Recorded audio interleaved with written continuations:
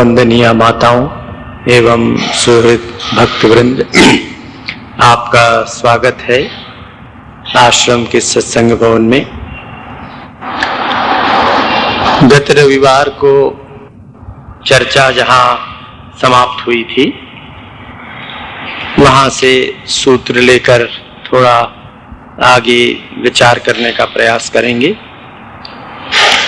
गत रविवार की चर्चा में हमने ये देखा था कि अर्जुन ने भगवान से ये कहा कि आप दोनों सेनाओं के बीच में मेरा रथ खड़ा कीजिए। तो दोनों सेनाओं के बीच में रथ क्यों खड़ा कीजिए? तो अर्जुन भगवान से कहते हैं, यावत एतान निरीक्षेऽहम् योद्धु कामान अवस्थितान कई मया सह योद्धव्यम अस्मिन् रण समुद्यमे।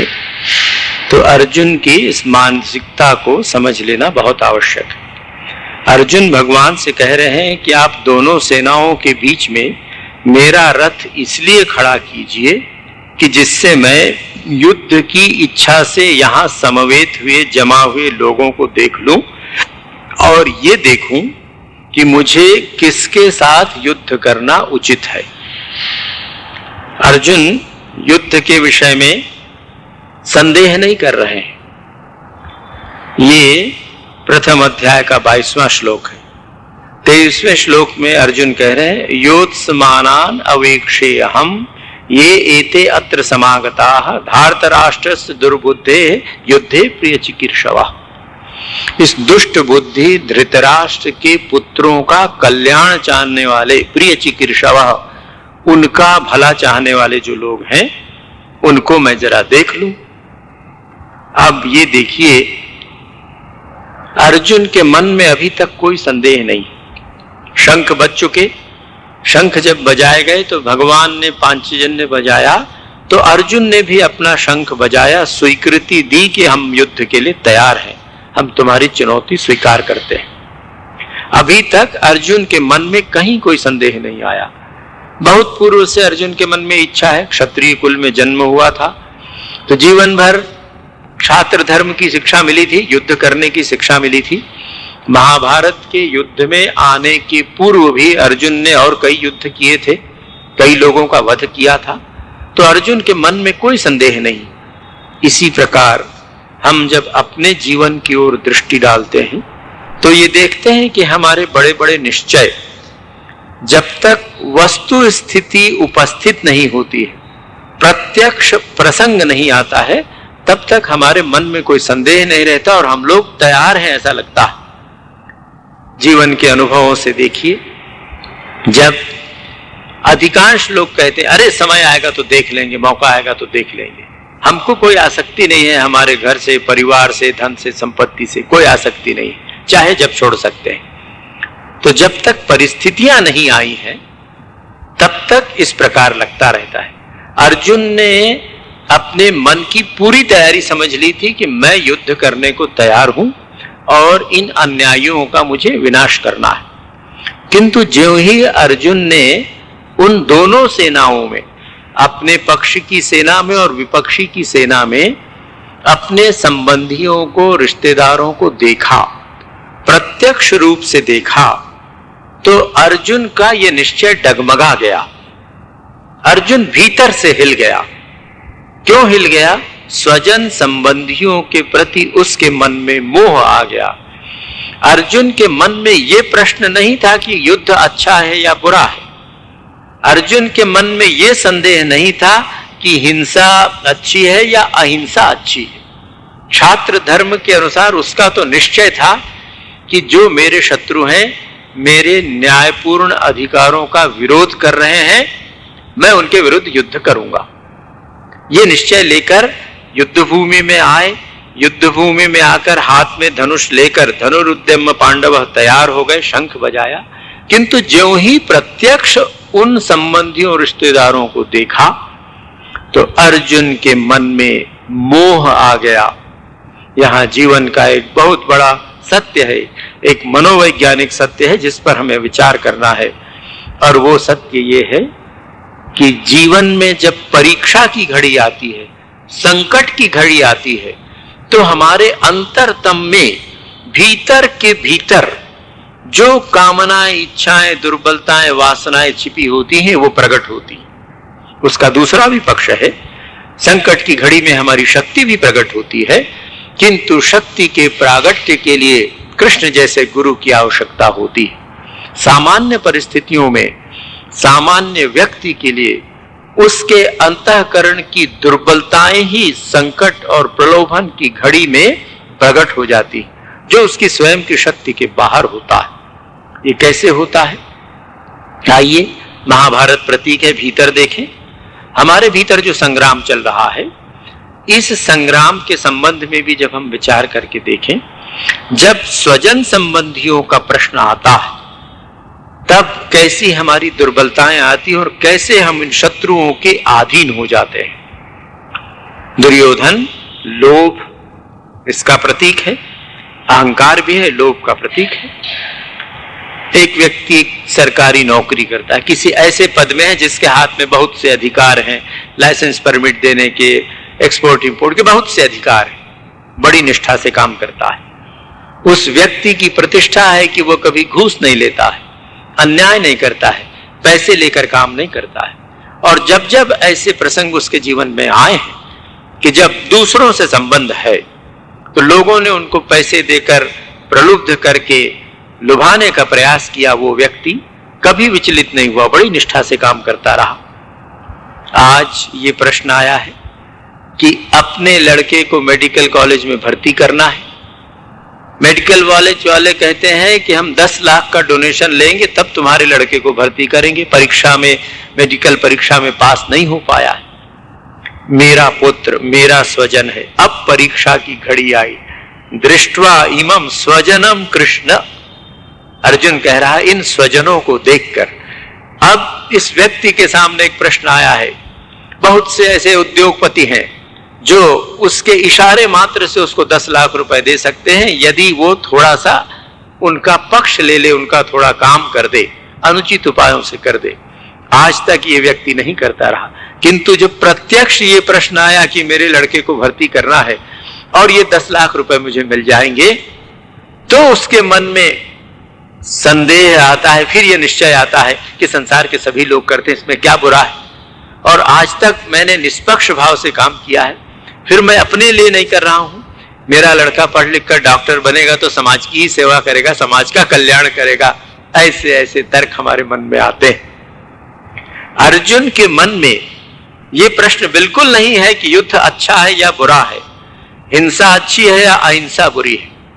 अर्जुन के मन में ये प्रश्न आया कि राज्य का सुख या अपने अधिकार प्राप्त करने के लिए स्वजन संबंधियों का वध करना पड़ेगा। यदि स्वजन संबंधी न होते तो अर्जुन को उन शत्रुओं को गाजर मूली की तरह काटने में कोई संदेह न होता, कोई शंका न होती, कोई दुविधा न होती, अगर स्वजन संबंधी न होते। इसके पहले भी अर्जुन ने युद्ध किए थे, किंतु स्वजन संबंधी होने के कारण अर्जुन निष्पक्ष निरीक्षण नहीं कर पाए। भगवान निष्पक्ष निरीक्षण कर सकते थे, उन्होंने किया। तो अर्जुन के जीवन में ये जो प्रसंग आया कि प्रत्यक्ष जब उसने अपने संबंधियों को देखा तो देखने के कारण अर्जुन मोहाविष्ट हो गए। अर्जुन का विवेक थोड़ी देर के लिए, उन क्षणों के लिए सुप्त हो गया और तब अर्जुन के मन में विभिन्न प्रकार के विचार आने लगे। और तब ये विचार आया कि ये तो ठीक नहीं है, इनको मारना बहुत बुरा है। और बहुत तर्क जो अर्जुन देते हैं, तो उन तर्कों के पीछे जो सत्य है, उन तर्कों के पीछे एक जो मनोवैज्ञानिक सत्य और दृष्टि है, उस दृष्टि पर हमें विचार करना है। और उसी मनोवैज्ञानिक तथ्य के आधार पर हमारे भीतर चल रहे महाभारत में हमें भाग लेना है, हमें निरीक्षण करना है। तो अर्जुन ने वहां क्या देखा? तान समीक्ष स कौन्तेय सर्वान बंधून अवस्थितान। वो बंधु है, उसके मित्र हैं। इसके पहले क्या अर्जुन को ज्ञात नहीं था कि युद्ध में जो भाग लेने के लिए लोग आए हुए हैं वो हमारे संबंधी हैं, बंधु हैं। 13 वर्ष तक, 12 वर्ष का वनवास, और 1 वर्ष के अज्ञातवास के काल में अर्जुन अपने मन में ये भाव पोषण कर रहे थे कि यदि कौरवों ने अपनी शर्त के अनुसार हमें हमारा राज्य वापस नहीं दिया तो हम युद्ध करके क्षत्रिय धर्म का पालन करके ले लेंगे। विराट की सभा में जब ये निश्चय हुआ तो अर्जुन के मन में बड़ा उत्साह था और भगवान अर्जुन को ही आश्रय बनाकर उन्होंने ये योजना बनाई थी कि दुष्टों का विनाश किया जाए। ऐसे अर्जुन के हृदय में भी जब प्रत्यक्ष परिस्थिति आई तो उसके हृदय में दुर्बलता आ गई। अब उस स्थिति में हमारे आपके लिए क्या कर्तव्य है, हम इससे क्या शिक्षा लें? क्योंकि हमें अर्जुन की मानसिकता स्वीकार करनी है, अर्जुन के समान साधक बनना है, तो उसका जीवन तभी उन्नत होगा जो अर्जुन की इस मानसिकता को स्वीकार करके वहां से ऊपर उठने का प्रयास करे।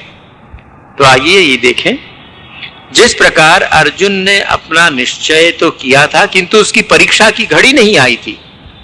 तो परीक्षा की घड़ी जीवन में जब आती है तभी हमारी दुर्बलताएं प्रकट होंगी। इसलिए विवेक और विचार के द्वारा परीक्षा की उस घड़ी की कल्पना करनी चाहिए और छोटी छोटी परीक्षाओं में उत्तीर्ण होना चाहिए। यदि अपना उत्तरदायित्व समाप्त होने के पश्चात, वानप्रस्थ की अवस्था होने के पश्चात हम अपने दायित्वों को अपनी संतान पर या योग्य व्यक्तियों पर देकर स्वयं साधन भजन में लगना चाहते हैं तो उसके लिए अभी से अभ्यास करना पड़ेगा कि छोटी छोटी कौन सी चीजें हम छोड़ सकते हैं। अन्यथा समय आएगा, देख लेंगे इस प्रकार की वृत्ति अगर रही तो अर्जुन के समान हम मोहग्रस्त हो जाएंगे। और हम में से बहुत कम लोगों के भाग्य में है कि कृष्ण जैसा गुरु मिल सके, तो इसलिए मोहग्रस्त होकर हमारी दुर्दशा हो जाएगी। युद्ध के संबंध में, हिंसा अहिंसा के संबंध में 2 ही व्यक्ति निश्चिंत हो सकते हैं। एक तो भगवान कृष्ण जो आत्मज्ञानी है या साक्षात भगवान है, उनके जीवन में कोई द्वंद्व नहीं है, युद्ध या अयुद्ध, हिंसा या अहिंसा। ऐसे स्थित प्रज्ञ व्यक्तियों के जीवन में जिन्हें भगवान की कृपा से ज्ञान प्राप्त हो गया है, ऐसे लोगों के जीवन में केवल धर्म और अधर्म का प्रश्न रहता है।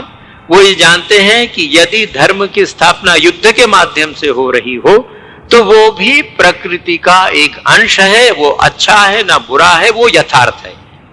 धर्म की स्थापना के लिए यदि युद्ध की आवश्यकता है तो वो युद्ध आवश्यक है, उसमें ना अच्छाई है ना बुराई है।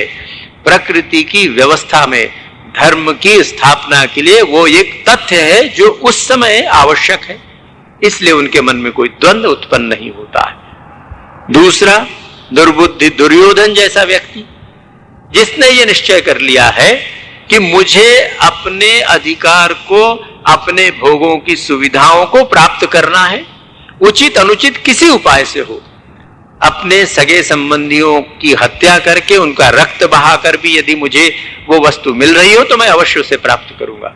उसके जीवन में सत्य, नीति आदि का कोई अर्थ नहीं है। जो इतना लोभी है, मोहांध है, तो ऐसा मोहांध लोभी व्यक्ति युद्ध के संबंध में कोई संदेह नहीं करता। दुर्योधन के मन में कोई संदेह नहीं आया, दूसरी ओर भगवान के मन में कोई द्वंद्व नहीं आया। तो दुर्योधन की पशुता में उतरना मनुष्य के लिए उतना सहज नहीं है। प्रत्येक व्यक्ति दुर्योधन नहीं हो सकता है।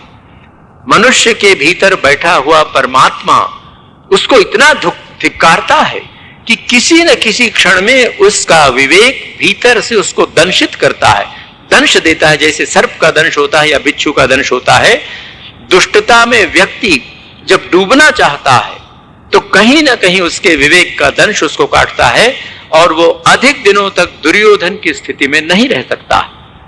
आप हम सब विकास के उस क्रम में आ गए हैं, अन्यथा कभी आप ये प्रवचन सुनने ना आते कि हम दुर्योधन नहीं हो सकते, ये हमारी विवशता है। अब जब दुर्योधन नहीं हो सकते तो जीवन में द्वंद्व अवश्य आएंगे, क्योंकि यदि हम दुर्योधन नहीं हो सकते तो हमें कृष्ण की ओर बढ़ना है, और जब कृष्ण की ओर बढ़ना है तो अर्जुन के माध्यम से होके ही कृष्ण की ओर जाना पड़ेगा, और कोई उपाय नहीं, हमारे पास कोई विकल्प नहीं।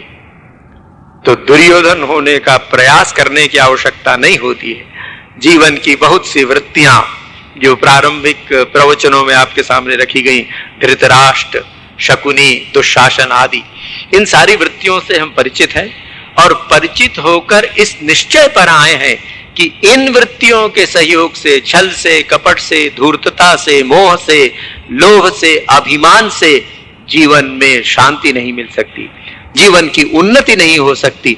इस निश्चय पर हम अपने अनुभव के कारण आ सके हैं, इसलिए आप और हम शकुनी या दुर्योधन होने के अयोग्य हो गए हैं। तो अब एक ही विकल्प हमारे पास रह गया है और वो विकल्प ये है कि हमको अब कृष्ण की ओर बढ़ना। तो कृष्ण की ओर बढ़ने के लिए क्या करना पड़ेगा? कृष्ण की ओर बढ़ने के लिए अर्जुन ने जो उपाय किया, स्वजन संबंधियों को अर्जुन ने देखा, देखने के पश्चात अर्जुन के मन में जब मोह आया तो अर्जुन को सब चीजें विपरीत दिखने लगी। यहां एक बात ये स्मरण रखें कि ये युद्ध अर्जुन पर लादा गया एक कर्तव्य है। युद्ध दुर्योधन के लिए उसके अंतरात्मा की पुकार है, उसके अंतःकरण की पुकार है कि मैं देख लूंगा। भीम के लिए भी उसके अंतःकरण की पुकार है। भीम भी इस प्रतीक्षा में, दुर्योधन के समान दुष्ट नहीं है, पर इस प्रतीक्षा में है वो कि मैं युद्ध के द्वारा राज्य और न्याय का अधिकार प्राप्त करूंगा। भीम के जीवन का श्रेय वही परम श्रेय है, राज्य मिल जाए और न्यायपूर्ण अधिकार मिल जाए तो आनंद से रहेंगे। किंतु अर्जुन के जीवन में जो प्रश्न जागे, वो अर्जुन के जीवन में ये प्रश्न जागे कि युद्ध अर्जुन की अंतरात्मा से नहीं आया था, अर्जुन के अंतःकरण की भीतर की पुकार युद्ध नहीं थी, क्योंकि अंत तक अर्जुन ये चाहते थे, पांडव ये चाहते थे कि संधि हो जाए और इसलिए भगवान कृष्ण को दूत बनाकर भेजा था। किंतु जब युद्ध अर्जुन पर लाद दिया गया, आवश्यक स्वधर्म कर्तव्य के रूप में आया, तब अर्जुन की बुद्धि नीर क्षीर विवेक वाली बुद्धि नहीं रह गई। जब अर्जुन के ऊपर ये बाहर से कर्तव्य आया था तो उनका सीधा कर्तव्य था कि हमने युद्ध को रोकने की सब प्रकार की चेष्टाएं की, अंतिम प्रयत्न किया, यहां तक कि रणभूमि में आने के पश्चात भी हमने शंख बजाकर पहले युद्ध की चुनौती नहीं दी। हम प्रतीक्षा करते रहे कि इस धर्म क्षेत्र में आए हैं तो उन दुर्बुद्धि कौरवों को कहीं सुबुद्धि आ जाए, और जब उनके सेनापति भीष्म पितामह ने शंख बजाकर ये चुनौती दी तो हमने उसको स्वीकार किया और इसलिए स्वधर्म के कर्तव्य के रूप में उसको करना चाहिए था। किंतु अर्जुन का कर्तव्य बोध मोह के कारण लुप्त हो गया। यह कर्तव्य बोध उनमें था कि भाई युद्ध लादा गया है जब अन्याय पूर्वक तो हम अवश्य युद्ध करेंगे, और यदि स्वजन संबंधी न होते तो अर्जुन प्राणों की बाजी लगाकर युद्ध करते और उनके मन में द्वंद्व नहीं आता। तो मोह से कर्तव्य बुद्धि भ्रष्ट हो जाती है, और जब कर्तव्य बुद्धि भ्रष्ट हो जाती है, जब स्वधर्म के प्रति मनुष्य का ज्ञान लुप्त हो जाता है, तो उसके जीवन में विभिन्न प्रकार के कुतर्क उत्पन्न हो जाते हैं।